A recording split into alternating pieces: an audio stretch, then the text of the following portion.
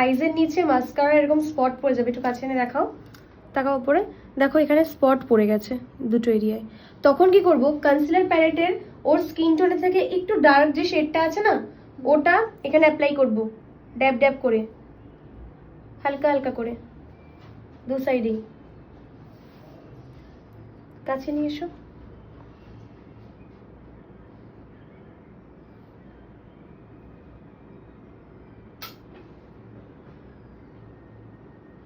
দেখো অ্যাপ্লাই করলাম, dark স্পটটা hide হয়ে গেল, হলো তো? এটা ব্লেন্ড করব না, ঠিক আছে?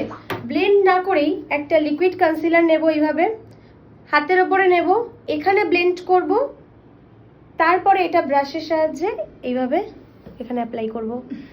তাহলে দেখবে সেই স্পটটা একদমই থাকছে না আর। দেখো আর কিছু আছে? আছে আর কিছু না? ওকে, দেখো কমপ্লিট। এবারে আমি লুজ পাউডার দিয়ে হালকা হালকা করে সেট করে দেবো। তাহলে বোঝা গেল এরকম প্রবলেম হলে কিভাবে করবে, বুঝতে পেরেছো?